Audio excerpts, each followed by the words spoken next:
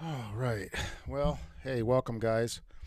I think we're live now. Caught me picking my nose. Oh well. Anyways, look, welcome. Still getting over that flu, but man, I feel a whole lot better today than I have in the past. And whew, man, what a flu this was! It got me good. Usually I'm able to bypass these things, and but this one got me, and so it's had me down all week. Today's the first day we've gone to town in quite a while. Anyways, I just wanted to show you guys a quick shot of. Uh, Let me see if this will play or not. It's kind of a cool little video of. Yeah, it's gonna have a hard time playing. We'll just let it sit there and marinate. This is looking off my front deck of my house, and so kind of gives you an idea of what winter is like, as of now in Montana and many other places in the Northwest as well. Real similar, but we had some pretty cold weather, -9 degrees, and I think it was a little colder than that actually. It got down pretty good, uh, but uh, we're warm and cozy inside the house, and that's all that matters, right? But also had something I want to show you. This one comes from Doc Tahu, and I appreciate you, Doc Tahu. He's been sending me a couple of different things. Make sure I pull up the right one here. This is a lantern that he basically built, and the story behind this is that he was imagining in his mind, well, if you're a hobo or if you're like on the streets, and you had nothing but,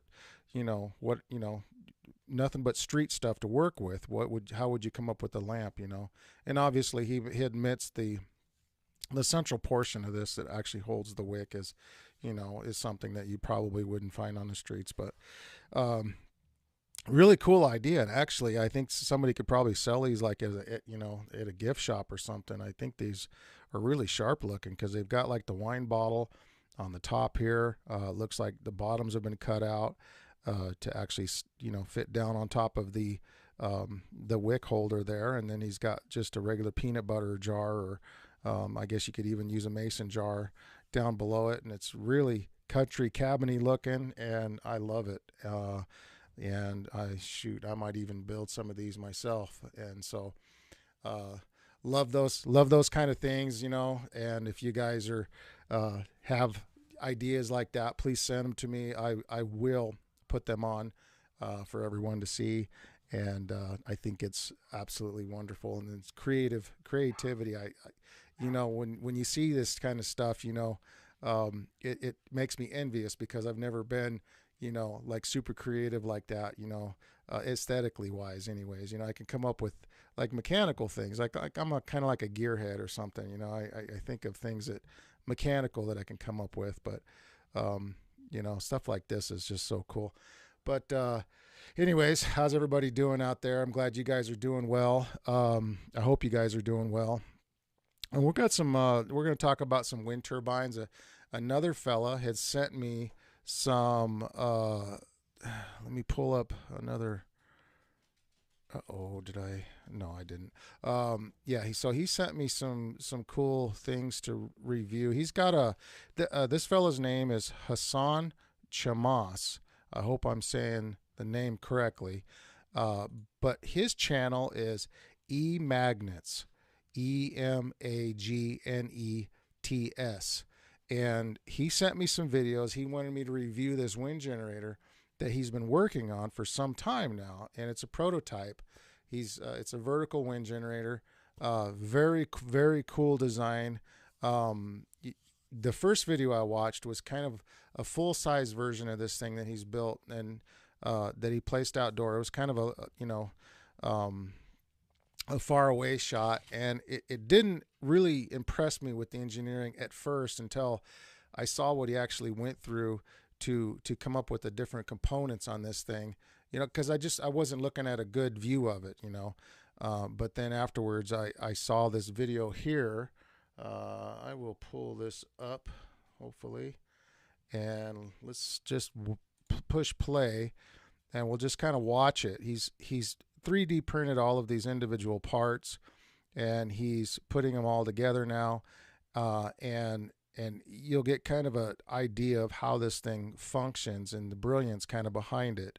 And I think this thing is something that I mean, this guy might be onto something. You know what I'm saying? I mean, when you see something that's innovative like this, and it has a lot of engineering behind it, obviously, I mean, this guy has put in a lot of thought into this thing. Let me see if I could pull this up on full screen just to get a little bit better view of it. And hang on, let me get you on that view there a little bit bigger.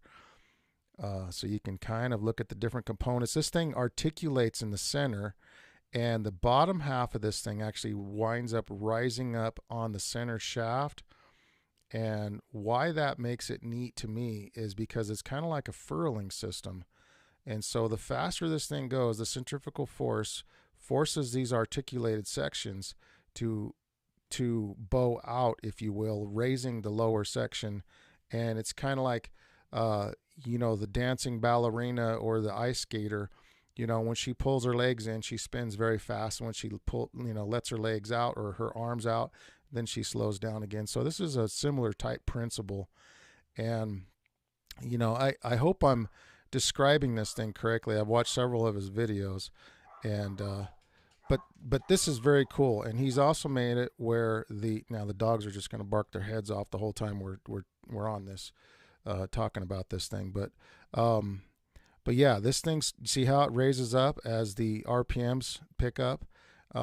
Very cool. And like I said, he's got some full-size versions of this thing that he's made as well. And he also made a notation that there's no actual bearings in this thing. It's just the bearing surfaces are very crude, and so he admits that it would be much better if he did have better bearing surfaces, and ball bearings or the like. And I'm fixing to knock a dog out here in a minute because they just won't be quiet. They sense when you're busy. I wouldn't knock my dogs out, those cute little things. Might strangle them a little bit, but that's about it. Just a nice friendly strangle. Just a nice friendly little strangle. Yeah. But no, I love my dogs. But yeah, no, you got to admit, this thing's pretty cool. And now, I've said in the past, I don't understand how the dynamics. He's got the airfoils in these too. You can actually see the airfoils that he has designed into these as well. And there's also a video, and this thing's self-starting, according to him, or he's trying to design these blades as self-starters. And if we had a good cross-section profile of that blade, you can kind of see how he's attempting to do that. But yeah, but I don't pretend to understand the physics behind these or how they work or how the air is supposed to propel these things. But I do know they work. And so, we've had some discussions on vertical wind generators in the past. And, I've been, typically I'm kind of down on these things, but there's so much innovation with the vertical wind generator. There's no denying it. And there's so many smart people out there like this fella here that are really putting in a lot of engineering effort into making these things more efficient. And I think he's getting close to a good working model here. Something that I would certainly try. Let me see if I can get this thing pulled up on a little bit different video. There was a cross section. I wanted to show you the actual cross section of the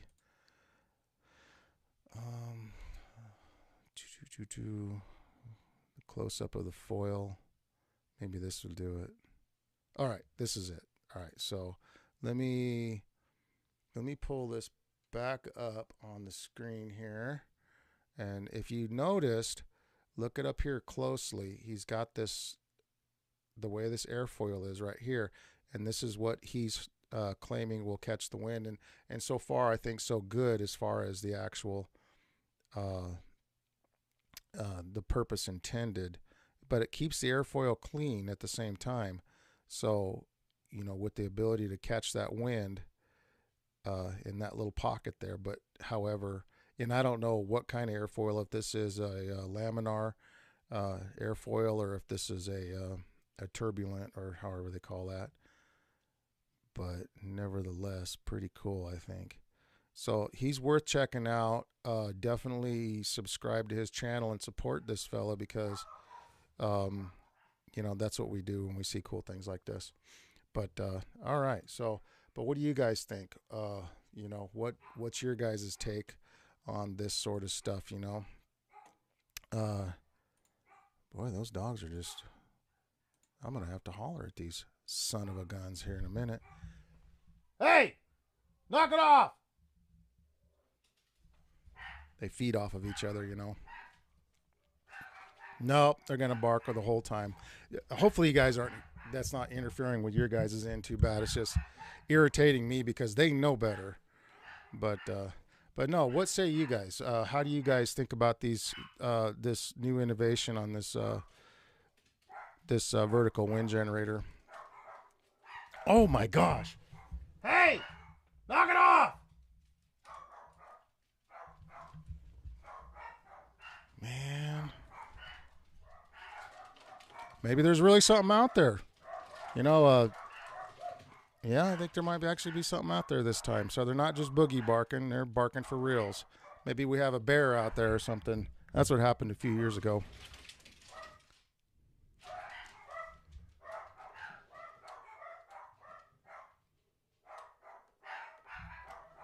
Mother of mercy. So a few years ago, we had a bear that actually tore the wires out of the generator.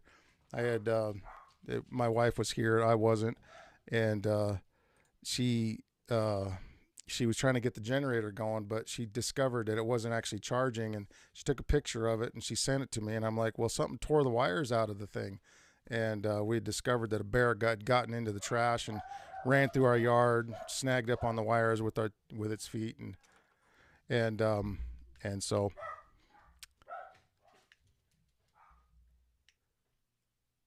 But yeah, I don't know. I don't know what they're barking at. They could be barking at anything. Maybe it's a deer. Maybe it's the dog next door.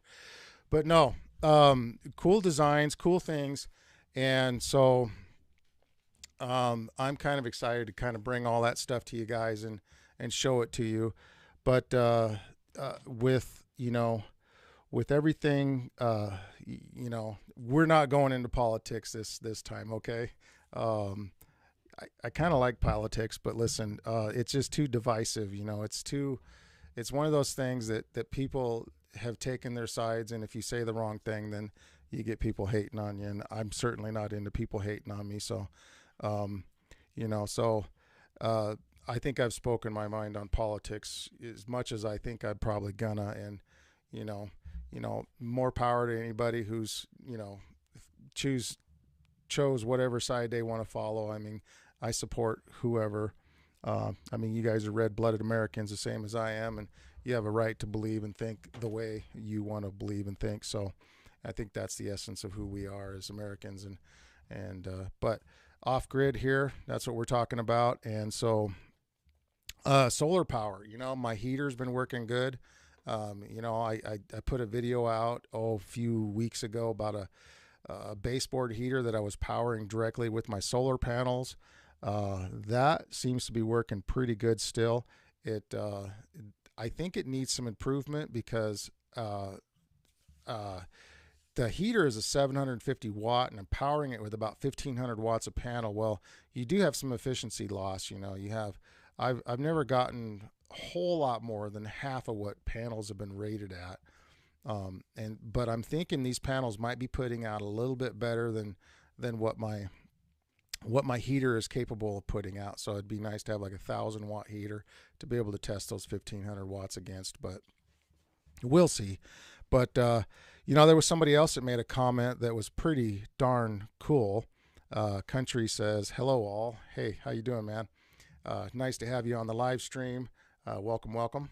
But there was also another comment, and I wish I could probably pull my comments up here. Take me a second. But he mentioned about possibly using the heat that solar panels generate to heat water with. Now, this struck me as a really good idea as well, because if you've ever been behind your solar panels on a hot day, there is a lot of heat generated from those things. And I'm told that the efficiency of a solar panel actually it gets reduced with the hotter they get. And that's, I mean, the experts know better than me. I don't know, but if that's true, then it would benefit from running the cooler water through there to be able to heat it. And so then the solar panel becomes a dual purpose thing, and most solar panels have that space behind them. And I would think that that would be just about right to run some copper lines through that. And okay, so what are your thoughts about EcoFlow? Please enlighten me. And that comes from Countryman 3000. EcoFlow. Man, I might have to actually Google that. What's a quick description of that? Or is there something else that they probably call it? Let me see. EcoFlow. Oh, is EcoFlow like a brand name? Is that maybe what you're... Let me see. EcoFlow portable power station. Okay, so these are like those solar generators, perhaps, huh? If the solar generator is what you're talking about here, I've never been a big fan of solar generators, and not that they don't work. I know people who've bought them and they work great. But the problem is there's limited battery, there's limited inverter power, and there's limited solar, and so you kind of get you have to take into consideration that even though they're rated for, let's say, 1,500 watts, 2,000 watts, you're not going to get that kind of power out of it for any kind of sustainability, over time. And so, in all reality, we're talking maybe a 15. I mean, I'm not saying that these things can't work, that they don't have their purpose. I'm not even suggesting that, but I would say this, that they're just, I think they overrate them to sell them, and that seems to be how the whole solar and wind industry is operating these days, is they overmarket the hell out of things. It's a solar power station. Okay, so yeah, so I was correct. So yeah, so like so yeah, like a solar generator or something along those lines. Now, if you were to take, I mean, they probably supply with most of these like between 100 to 200 watts of solar. I mean, correct me if I'm wrong. I'm not sure. Maybe I'll go back to check it out real quick. 400 watts of solar panels. Okay, so actually, you know what? 400 watts of solar is not actually too bad. They show nice. Let me just pull a picture up here and see if this is a similar thing to what you're looking at. So they've got these 4 solar panels. They've got the power unit. Now they probably have different models here to choose from. This is the Delta 2, the 400 watt portable solar panel. The 1 to 3 kilowatt hour expandable capacity to grow your storage to your needs. Yeah. So for $2,000, you're getting 4 panels, you're getting a battery, you're getting an inverter, charge controller. I mean, it's not a bad deal. I mean, you know what? If you're just into something that's complete, but just don't expect like a whole lot of, like, just set your expectations low on these. Countryman 3000 says, yeah, you're screwed if you have to go without sunlight for 3 or 4 days. Well, and that's the problem. We're married to, and we've had a lot of discussions on, like, we've had a lot of discussions on fossil fuels and how we're kind of married to them. And unfortunately, like, if you're looking to use this as like an emergency backup, I mean, for charging phones, maybe running a small refrigerator, or even a small freezer, certain things, yes, communications, laptops, maybe internet system, maybe a radio, a ham radio. I don't know if you're into those things. Certain things, yeah, there's some longevity in those types of usages, so long as the power consumption is not a lot. But yeah, as far as powering a whole house or anything like that. And that's probably wasn't your intention anyways. I mean, there is such a thing like where you can take like priority loads, if you will. Um, yeah, that's exactly what it is. Okay, so so priority loads, is like the big thing with off-grid living. But back to our like how we're married to fossil fuels. I mean, if this is for like an emergency situation, like your best bet would be keeping propane on hand with an additional, generator as well. This is a good system when the sun is shining and everything's working great, but to have a little bit more redundancy than that is also would be kind of awesome as well. And so weatherproof, power multiple devices. I mean, this looks like it might be pretty good quality on top of that. But again, I've just never really been a fan of those. But I mean, for $2,000, it doesn't really look like you could go that wrong with it. Just don't expect huge, returns or dividends with something like that, and I think you'll be fine.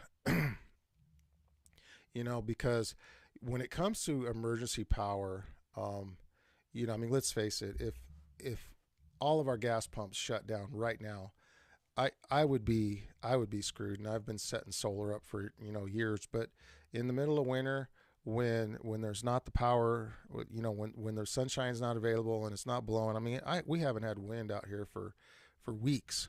We had one big windstorm. It blew my bridge rectifier, 100 amp bridge rectifier, and then nothing for 2 weeks. I know that's not the case everywhere. I mean, especially in Montana, like if you were to be living in like Livingston, let's say, for example, tremendous all the time, every single day, it's blowing like a mad dog down there.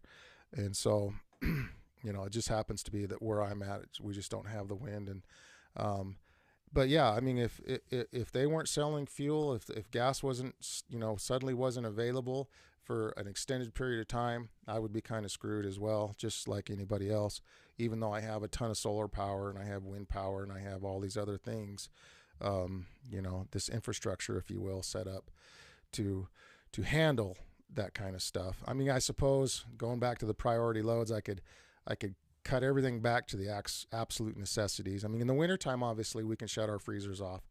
I can roll my freezer outside and basically just open it up during the coldest parts of the night, and then shut the freezer door during the day if it warms up, something along those lines. So food storage, especially in colder parts of the region, is actually not that hard to do.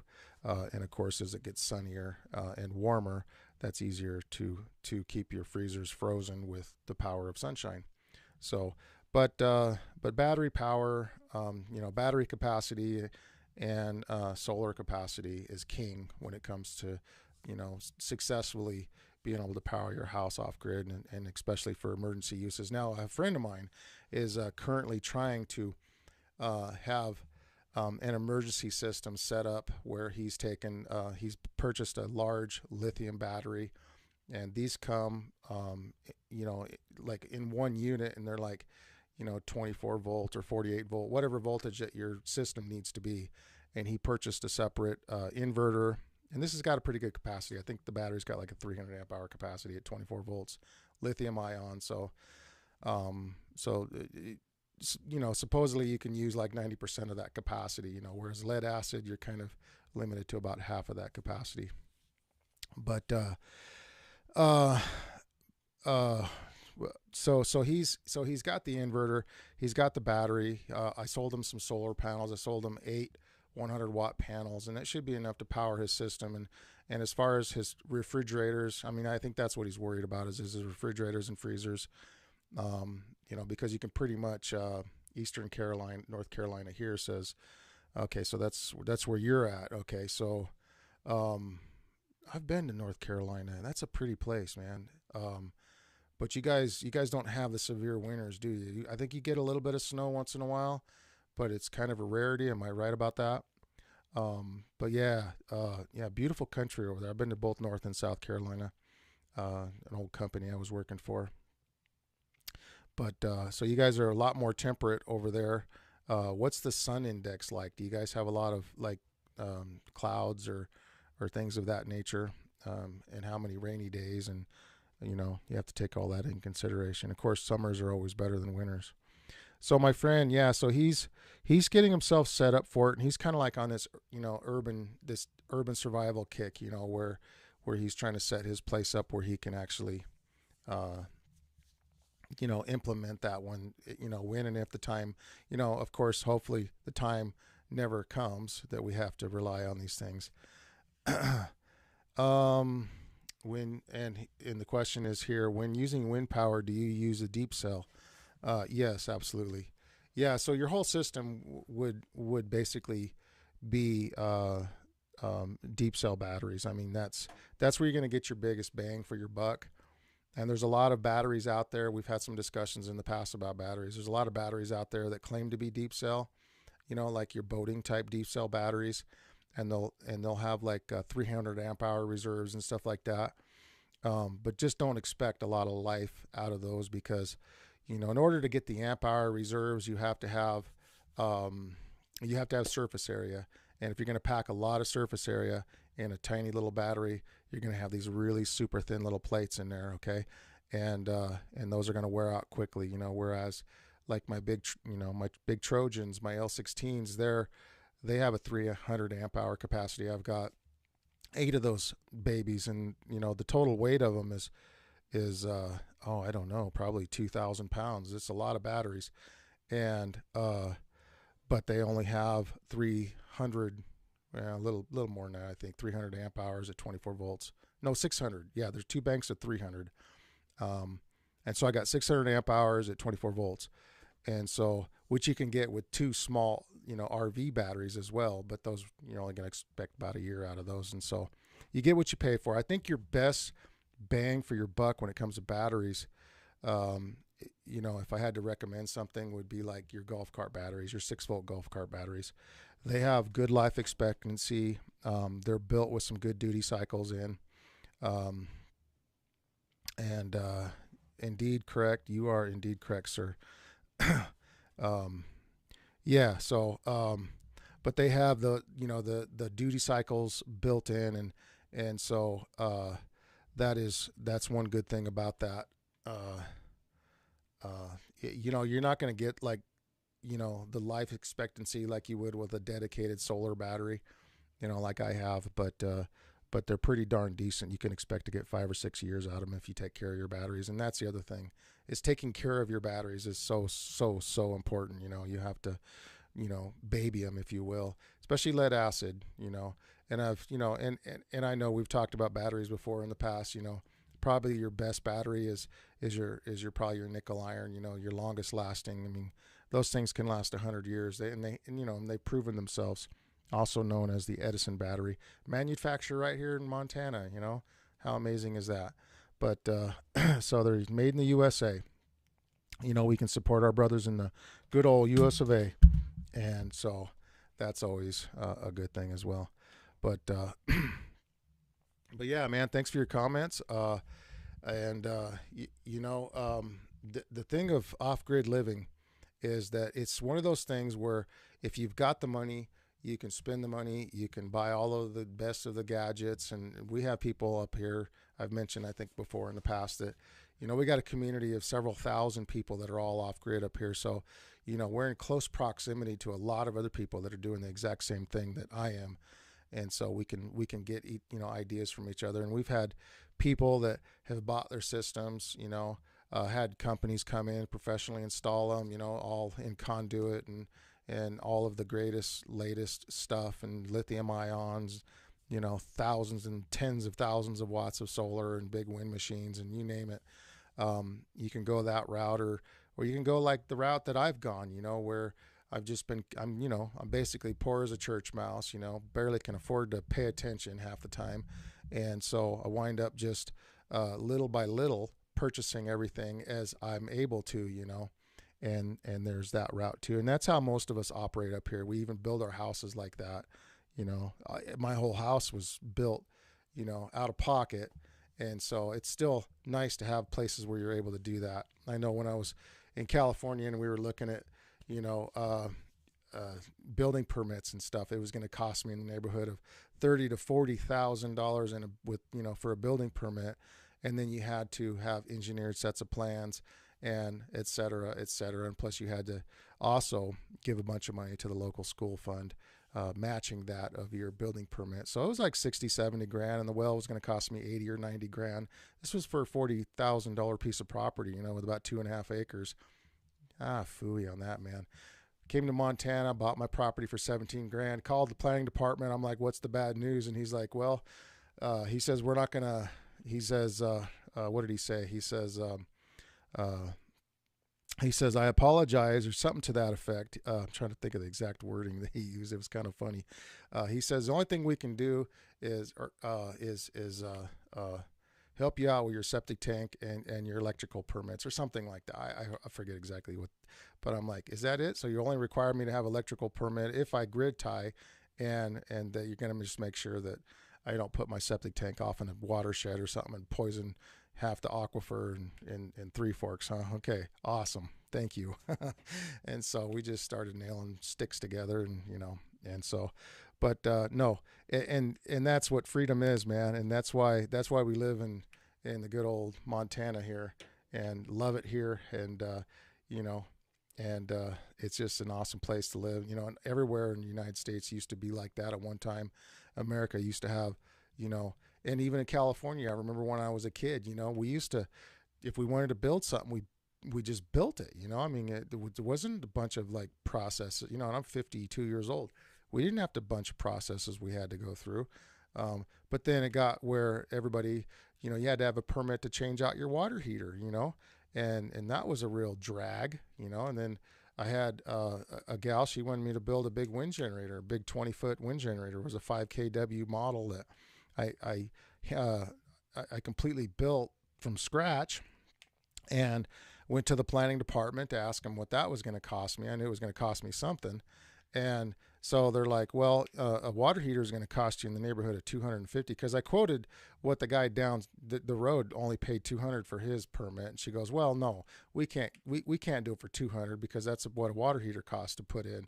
I'm like, a water heater? I didn't know you need a permit for a water. Oh yeah, you sure do, mister. And, and then they give me the eyeball up and down, like, how many water heaters have you been installing behind our back? And well, I don't know anything about water heaters I've installed. No, I don't do that sort of thing. But no, they wanted like $1,500 for a permit, and I had to have it engineered, of course, and everything else. So I hired an engineer, and this guy the engineer was a great guy. He actually worked with me and helped me design the tower and everything. And it was more of an as-built than anything. I had already had it designed and built, and the thing was already up by the time, we thought about the permit process and everything. But, is California pro wind and solar? No, they are not. Don't be fooled. Don't be fooled. That's just a cute little talking point they use to get our votes, okay? But Montana, full of a bunch of rednecks and hillbillies, right? Well, Montana's pro wind and solar. We've got small wind farms and small solar farms not wind farms, but we've got small solar farms popping up everywhere. We got a brewery that just went in last year, and they've got probably a 50K solar array out there. They've got charging stations for Teslas and everything else, and very, very green, very, very green friendly up here. And so, maybe not just a bunch of hillbillies and hicks after all, but a free state that actually allows that free market to take place, and to grow organically, and to have good returns and dividends for all of your effort that you're putting into all of these things that they're trying to implement and make available to everybody, right? We want green energy, we want green cars, we want to extend the life of the earth for our future generations. Who wouldn't want that? You'd have to be retarded to not want that for your future generations. We're not just going to take a big crap on everything and just leave that for our grandchildren, and ooh, I almost went political on you there. Almost did it, man. But no, but these are politically charged, topics, and why should they be? My right-wing friends, they say, well, And I tend to, oh man, I'm going to get in trouble. I'm sorry, guys. It, I can't help myself. I just can't help myself. But my right wing friends, they're going, well, wind energy is so stupid. And, they're going to break America. And I'm thinking to myself, you're just repeating what your side is saying, which irritates me. And I do tend to lean a little bit to the right, especially when it comes to certain things like the Second Amendment and stuff like that. But I'm not brain dead. You know what I'm saying? I could reason things out. I can look at certain things and I can say, well, why wouldn't wind power work? Why wouldn't solar work? It works for me. Nobody told me it doesn't work. And it's actually, something that's been very effective. And the next thing I'm looking at is perhaps even an electric car. I can plug it into my solar panels. I don't have to rely on big oil and big power companies to supply me my energy. And a lot of other people, if they allow people to put these solar panels on their roofs, they can do the same thing. I mean, Tesla, I think, has that new system out where it's like it looks like shingles on your roof, but they're solar panels, and what a great idea that is, And but and not just Tesla, but there's a lot of other innovators out there, and they're jumping in on this bandwagon. And why isn't that a bad idea? Or why isn't that a good idea? But people, they tend to go to the party lines and they go, well, this can't work because Tucker Carlson said it wouldn't work. What? Okay, so I like Tucker. I listen to Tucker once in a while, but these people, they seem to like make these little divides on certain issues, and it's like, come on, man. We know if you've ever had, I mean, if you're off grid like me, these things work. These things work. So yeah, I get a little hot under the collar, and so yeah, if you're gonna vote for Trump, you got to vote against the wind turbine. Well, that's ridiculous. Isn't that ridiculous? Doesn't that sound silly? Why would you want to support these same oil companies that have been controlling America now for how many freaking years? And honestly, I don't like the battery companies either. Let's be fair. I think the battery companies are crooked too. They could be coming out with better batteries. Big wind is getting crooked. They're starting to get a niche in the corner market. And now you got these guys that are just punching it out, seeing who can out politicize the other guy and bring their product to bear on the market and push out the other small guy. Well, that's not how that's supposed to work. Free market is hey, you sell your wares and I'll sell my wares, and we'll let the public decide for themselves. How about that? But no, what are we down to? 2 oil companies now? I'm not in love with oil. I wish there was another way. I still have my pickup truck that's parked out there. By the way, I've been trying to sell that thing. Facebook. Why so many trolls on Facebook? What is the deal with that, man? Just nothing but trolls. And I'm talking like little wee men with big complexes and big attitudes, and they're on there. They're telling me my truck's not worth anything. And it's like, dude, what are you doing? Why are you even here? It's like, why would you waste your time telling me my truck's not worth anything? I mean, don't you have a job? Don't you have, your mom must be calling you or something, I mean, she's trying to get you out of that basement. So anyways, that's another topic, for crying out loud. But hey, thanks guys for sticking it out with me this long. And I appreciate you guys. I love you guys. Be careful out there. And, yeah, I'll put a link to, what's his name again? Hang on. Don't go nowhere. Hassan Shamas. I hope I'm saying his name right. And his channel is E-Magnets. Just E-Magnets. Okay. EMAGNETS. I'll put a link to his YouTube channel in the link below. Check his stuff out. Subscribe to him. He looks like he's really doing a great job. One more little shot of this lamp. Don't you guys think those things are just adorable? With the little wine bottle that's been cut off, and just really artsy fartsy stuff here, man. Very cool. Very, very cool. So with that, guys, I'm going to sign out, and we'll see you guys on the next live stream. Thank you.